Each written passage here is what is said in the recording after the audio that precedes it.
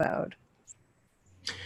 Welcome to episode number 281 of the Beyond Social Media Show, the podcast for all of you marketing, advertising, public relations, and communications professionals. You can find us, just search for us, Beyond Social Media Show.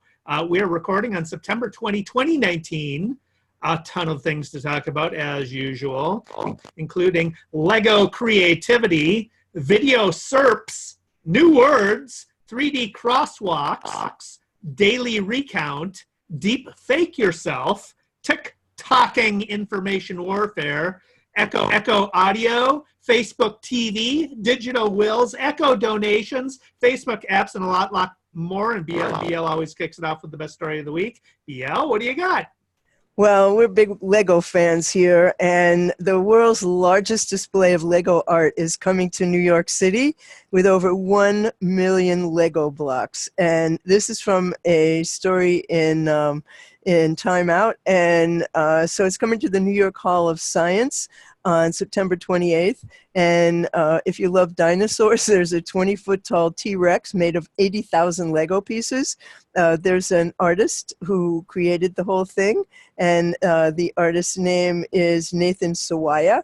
And there's also, he also recreated Van Gogh's Starry Night and Da Vinci's Mona Lisa. And the photographer, Dean West, partnered with him, and they made a multimedia collection of Lego brick-infused photos to reproduce these classic paintings.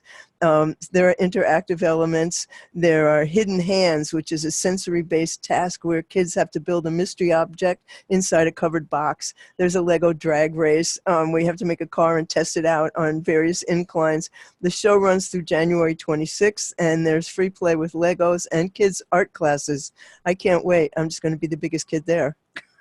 It was fantastic. They here in Minnesota, just to hop, skip, and to jump away from me and Chaska, actually, is the Minnesota Landscape Arboretum. And not long ago, a couple of years ago, they had some Lego sculptures of like butterflies and a bunch of different things. I'll include those in the show notes as well, so people can see them. But there's another Lego thing that I caught the other day, was a TV spot for Lego. That was a live action spot that included a hunter with a bow and arrow who was on safari, who gave chase to a rabbit, that turned into a car chase, that turned into that took flight and took into an air chase, I guess.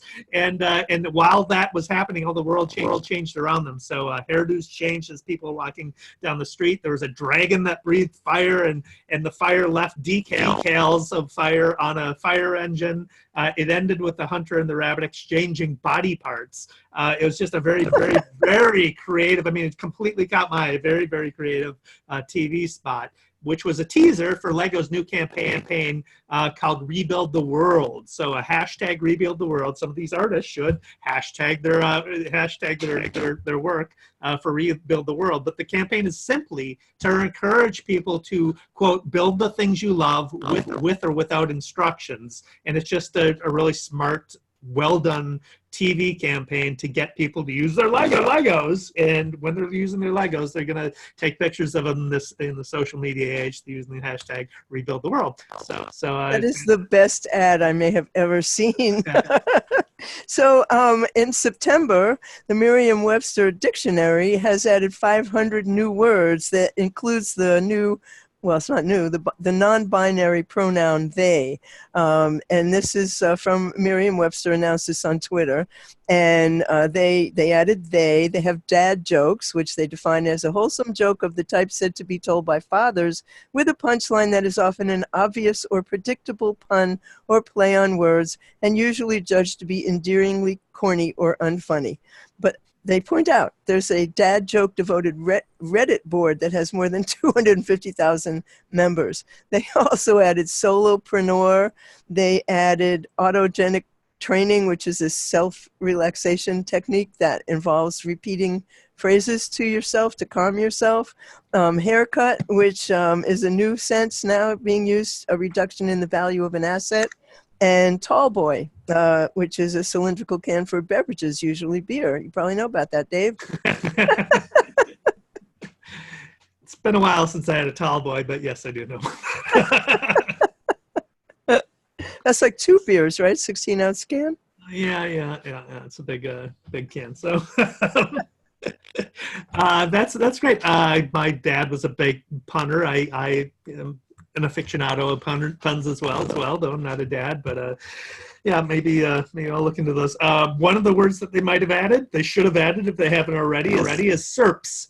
Search engine results pages. Okay, there you go. So here's a search engine lands. Barry Schwartz reports on Google testing out a new feature of their search engine results page called it's basically showing a video and then having a timeline below the video. Sometimes you've seen YouTube videos or videos in the search engine results pages, but this new feature is a timeline below that video showing what is within that video, so subtopics within the video.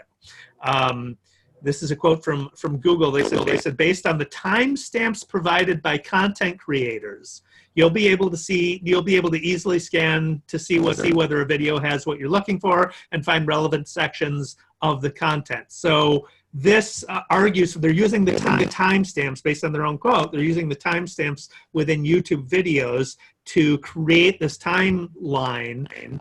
So if you want to optimize your YouTube videos for this, then use the 1,000 characters that YouTube descriptions provides. Use all of it, basically, and include the timestamp. So in the timestamp of different sections of your video that address different topics, you include the minutes and the colon and the seconds of where that topic starts within brackets, and that will create the timestamp that Google can then use to include those in the search engine results page. And then around that, use a description of that section that uses the words that people are going to be using to search for the information that is contained within that section of the video in their search results. So that's a way to optimize your YouTube videos.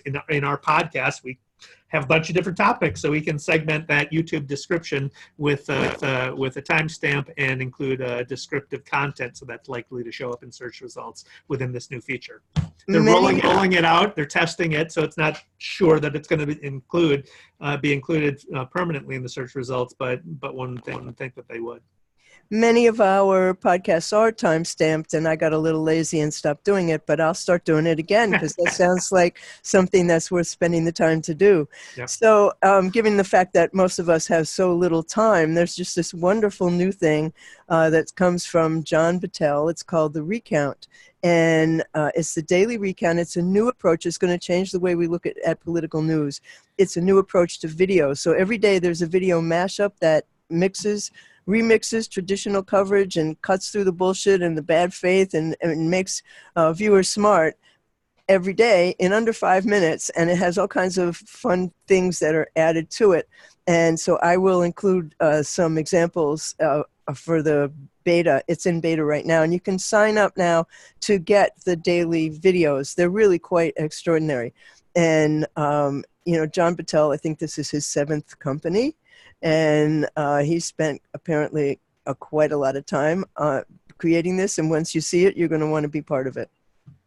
Very cool. Well, I was just going to say, I mean, take 5-minute videos that include all of that probably take 25 minutes or 25 hours or whatever to create, because that's a lot of editing. That's a lot of a compilation of information, and so good. I can't wait to. They must be using artificial intelligence in some way to get through the editing of that volume of content. Wait till you see how much content is in those 5 minutes. It's quite remarkable. It's great. It's great. That makes me think of like John Oliver's segments. He creates those 20-minute segments of his This Week Tonight show, where he picks one topic and you learn everything you need to know about that one topic in a very entertaining fashion. So you're going to pay attention to those entire 20 minutes, but you learn exactly what you need to know because he presents it. He does it so well. So he's fabulous. But here you'll learn it in 5 just from today, not from like the week. So they do a whole new one every day. It's quite wonderful. This is a very cool, innovative approach to getting people's attention, let's call it. This is from the city of Grand Rapids, Minnesota. I found this through WCCO TV here in the Twin Cities. So late last month, the city of Grand Rapids, Minnesota introduced, I guess, 3D crosswalks at the intersection of Pokegama Avenue and 9th Street North. So I wonder whether, I imagine Pokegama is a play on Pokemon, because this is kind of augmented reality in a way. They have painted the crossbars on the crosswalks, the pedestrian crosswalks at this intersection, with drop shadows. So on the pavement, the crossbars have drop shadows, so they appear to be levitating above the ground as drivers are approaching. It's an optical illusion that creates the crosswalk bars to rise up as if they're levitating above the ground. So it's going to obviously stick out to motorists. That will make them pay attention to the crosswalks and make sure to stop, making it safer for pedestrians who are crossing. So apparently these 3D crosswalks have been used in India, Iceland, England, and Massachusetts as well. But the first time I've heard of it, and we'll put a link to it in the show notes so you can actually see what it looks like. But what a clever idea! What a great idea! Except I thought Grand Rapids was in Michigan. There's probably a Grand Rapids in many different states. Oh, okay. But that's a really cool idea, except I can just imagine that you might be distracted enough by it to have an accident. Over a pedestrian. So busy looking at the crosswalk. So I don't have any more good news, but I got a bunch of bad news. Well, I got one that you can put in bad news, or you can put in good news. So we'll try it for good news and see what people think. This is from Digital Trends, Allison Mattias. So Descript is a software for recording, editing, and mixing podcasts. And they have a new podcast editor that allows you, that gives you the ability to deep fake your own voice. And the point is to fix any errors that you make while you're recording your podcast. Of course, BL, you and I, we don't make any errors during the podcast. We record it live, right? But if we did, then with this podcast software, we could create those. We could fix those errors. The last Wednesday, they launched a new version of their podcast studio with a feature called Overdub. So in audio overdubbing, in music overdubbing is a well-known term, but with podcasting, this allows you to replace recorded words and phrases with recreated audio in your own voice. So it takes a sample of your own voice. You can basically type in what you want yourself to say and fix any mistakes you make in the recorded audio. It fills in the blanks with those mistakes and awkward pauses and so forth.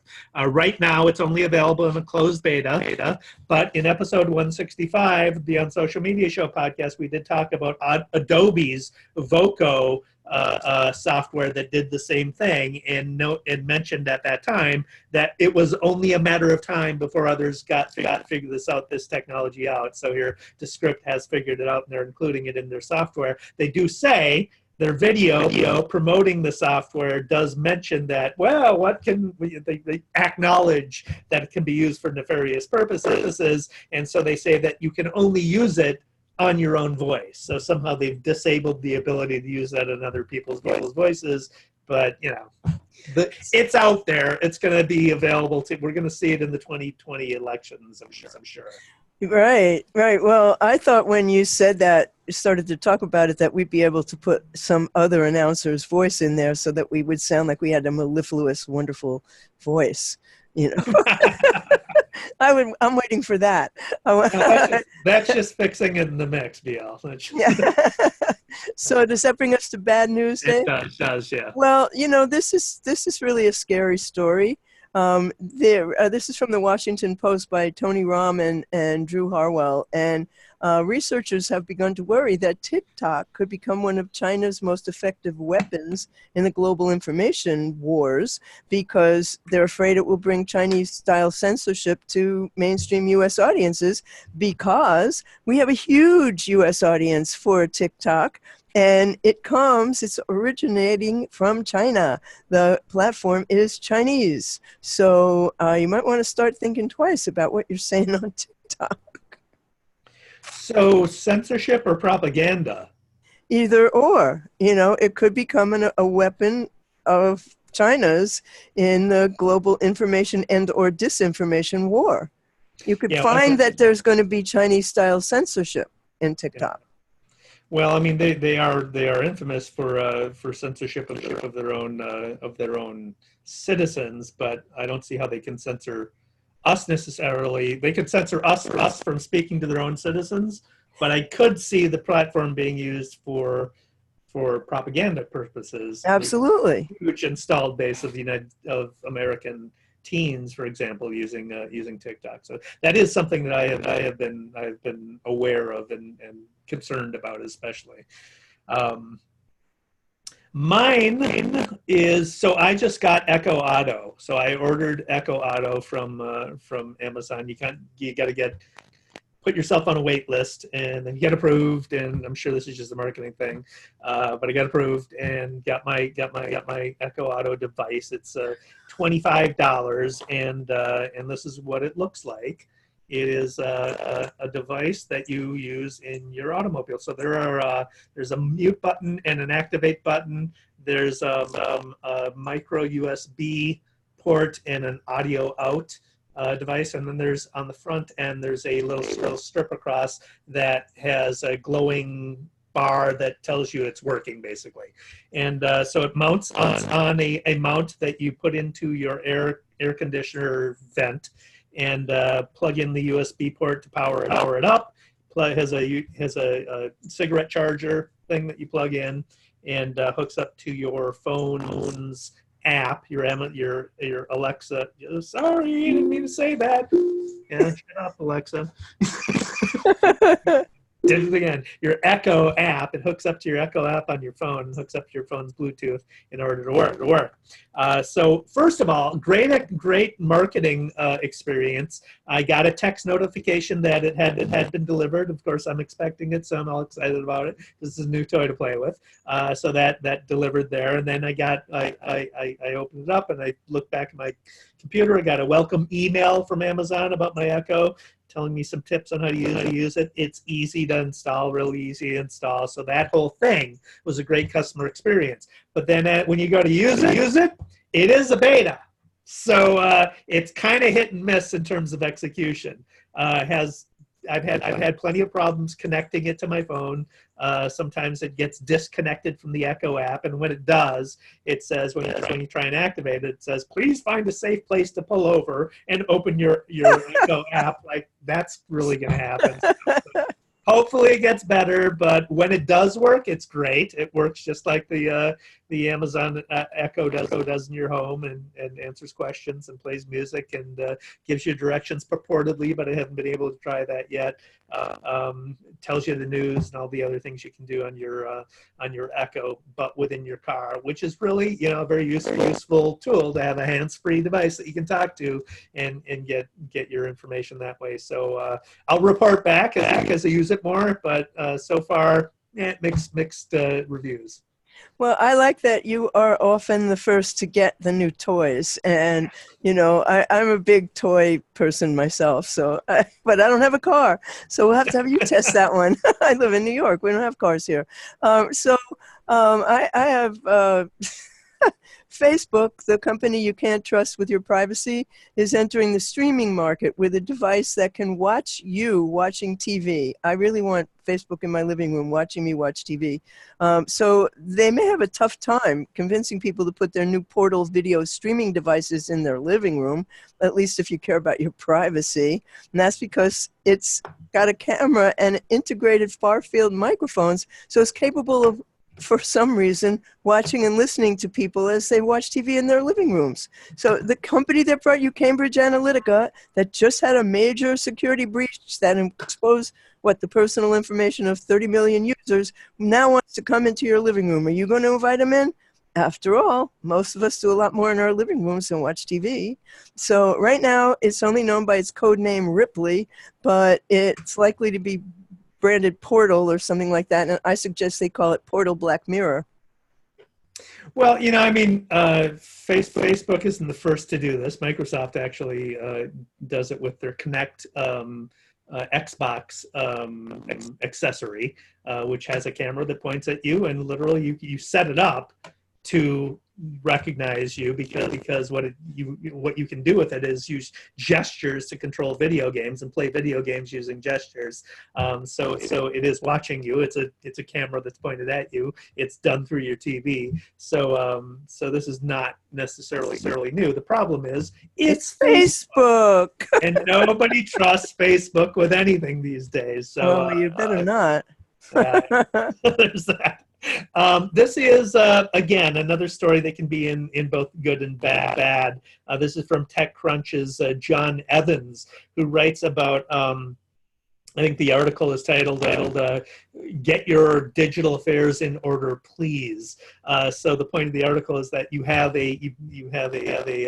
most people do as they get on in age a traditional will to get your affairs in order, but people now need to start consider creating a digital will to get their to accompany their traditional will and get their digital assets in order. And I've just a short list of the digital assets that I have. I have a bunch of domain names I've bought. I have websites that I've created, blogs. All of them have a ton of content. I've got a lot of photos I've uploaded, videos I've uploaded, digital documents, a bunch of stuff that most people don't think about creating a document dictating how you want those dealt with when you perish. So it's a good article to read simply in terms of thinking about that. It has some guides included. We'll put links to it in the show notes. But it says the big takeaway of it is creating a digital will, but also thinking about who might be your digital executor. Yeah, right. So you have a traditional executor, and there's lots of information and guidance about how to execute somebody's will. I've done it myself. But there's very little guidance about doing it for technical and digital assets. And even if you assign someone and give them guidance, if they're not technically minded, then they may not even know what to do. So identifying who that person is who will know what to do is an important aspect of your digital will as well. So a lot of things to consider, but very well worth considering. So we'll put links in the show notes to think about that stuff. How long do you think it will take until there are templates for sale? Why aren't we creating them? We should be creating them. Let's do that after the show. So, this could have gone in good or bad, I suppose. This is from an Adweek story by Lisa Lacey. And your Amazon Echo is going to be able to take political contributions. So Amazon has pointed out that she is not political, but starting yesterday, Amazon is letting the 20 or so main candidates in the 2020 presidential race sign up for voice-enabled campaign donations. So then at some point in October, you will be able to say to your Echo, donate to candidate name and send up to $200 using Amazon Pay, which uses the payment information in Amazon customers' existing accounts to make donations. Amazon said their objective is to have their Echo be an objective source for elections information, that she herself does not have opinions on politics or candidates. Who knows? When it comes to her, they say she's a conduit, not a news creator.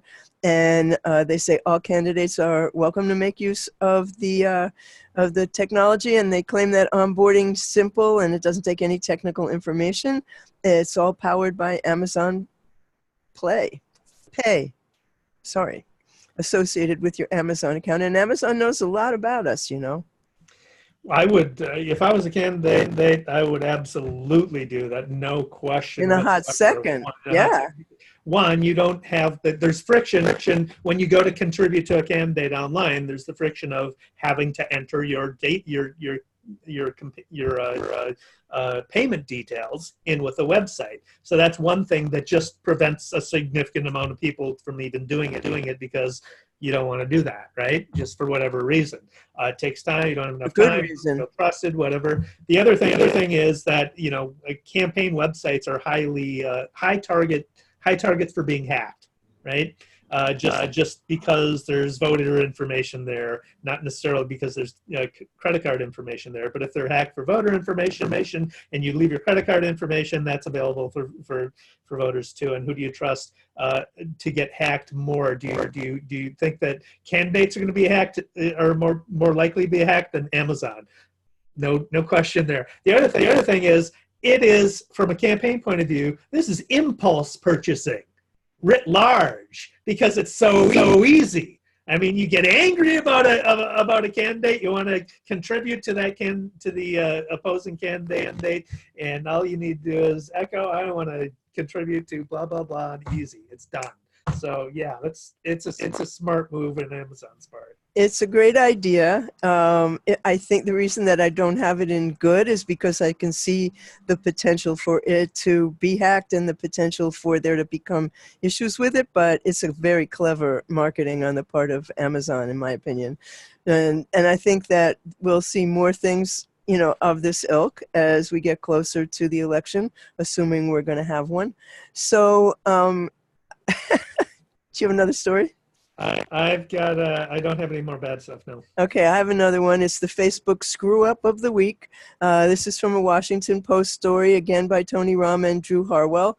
And Facebook announced today that they have suspended tens of thousands of apps that, wait for it, may have mishandled users' personal data. And they say it's part of an investigation sparked by their entanglement with Cambridge Analytica. Far more than they've done in the past, and all they say about it is they did it for a variety of reasons, and apparently more than 400 developers were involved. They say they had investigated millions of apps and targeted ones that had access to large amounts of information, meaning of course our large amounts of information, or had the potential to abuse Facebook policies. Some apps were banned for inappropriately sharing users' data. That's us, the users. Same violation that led to the Cambridge Analytica scandal. And blah, blah, blah. They went on. And, you know, the question is, when is enough going to be enough? I don't know. Never, I guess. I don't know. I mean, people are still, you know, on Facebook. Advertisers are still on Facebook. Russia's still on Facebook. Everybody's still on Facebook. And nobody seems to give a crap that their information is being abused. Yeah, well, I don't know. I don't have anything to say about that. Do you have any more bad stuff? I don't. That's my bad news. All right. So let's go into shiny new stuff. Well, I have one that I'm very enamored with. But go ahead. You tell us yours. Sure. This is from TechCrunch's Ingrid London. And LinkedIn has a new feature that they've just rolled out. It's a skills assessment thing. So they've it's short multiple choice tests that you can take to verify your knowledge in areas like computer languages, sophomore, and other work-related skills. They are English language right now. They cover 75 different skills. They're all free. But the plan is to be very aggressive in ramping that up by adding different languages and more test areas. If you pass, you get a badge that you can apply to your profile page and presumably broadcast out to those who are looking for skills that you've just verified that you have. Recruiters will be able to use the data to better filter users when they're sourcing candidates based on the skills that they've demonstrated that they have.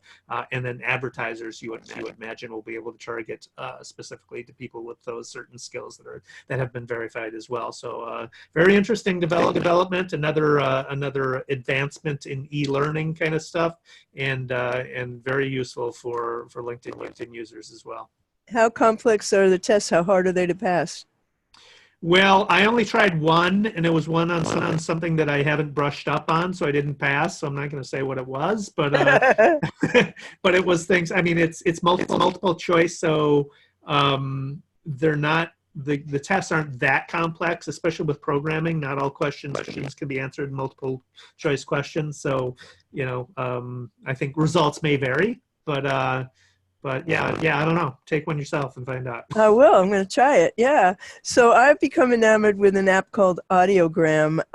And, the reason being that more than 85% of Facebook, Twitter, and YouTube videos are watched without audio. And the reason for that is most people are watching at work. So this app lets you leverage corporate captioned short videos featuring your podcast audio content. So in other words, you get a little video snippet that has caption of in my case, I did one with 30 seconds from our last show, and then you can have the caption right there so people can read it, and then there's a link to the actual podcast in the video. I'll put the one that I did in the show notes, but you can get pretty sophisticated with them. This was just my first attempt, and you can do your own artwork, you can make your own templates, you can do some pretty professional looking things. And what I like so much about it is it's a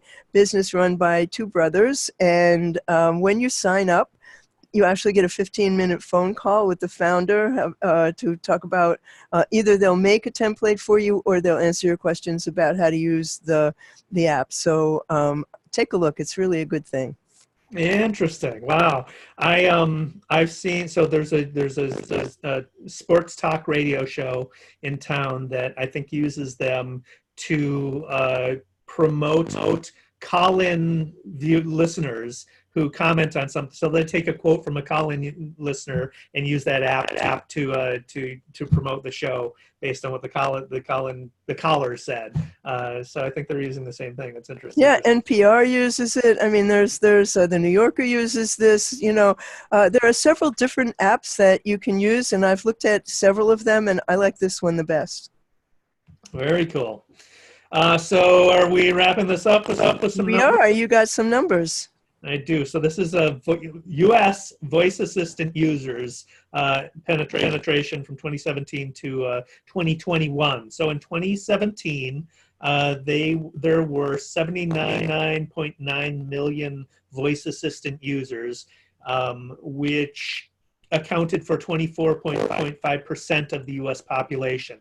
This year, that has risen to 111.88 million users, accounting for 33.8% of the U.S. population. By 2021, that will rise to 122.7 million users and 36.6% of the U.S. population. So the voice assistant use is steadily growing, and it will eventually become ubiquitous like email, just because it is the easiest way of getting information. So are we talking about 36% of the online population or 36% of the overall population? 33% of the overall population. You don't have to have an internet connection to use it? Yeah, you do. Yeah, so that would be the population with internet connections. I guess. What is but that's a huge number. That's phenomenal. That really is. I may have to break down and get one. So I think that brings us to the end of the show. And we want to thank you for watching and listening to episode 281 of the Beyond Social Media Show. And if you want to find us, just search Beyond Social Media Show. Now Google includes the podcast episodes in the search results, so you don't even have to do anything except click on it to listen. Links to everything we talked about today will be at beyondsocialmediashow.com/281. I will make the time to timestamp the video. And so I am here with David Erickson, and David is on Twitter as D. Erickson. He's on Instagram as D.E. Erickson, and he's on YouTube as eStrategy, and he blogs at eStrategyblog.com, which is quite a wonderful blog. I am on Twitter as What's Next. My blog is What's Next Blog, which I've been neglecting and I have to get back to. I'm on YouTube as What's Next Blog. My website is blochman.com. And Lucy, my puppy, has an Instagram at Lucy the Rescue Puppy, which you definitely should subscribe to. Beyond Social Media Show is at BeyondSocialMediaShow.com, and follow us on Twitter we're at BS Media Show, and we will be back next week. We thank you for being here tonight. Thanks for watching.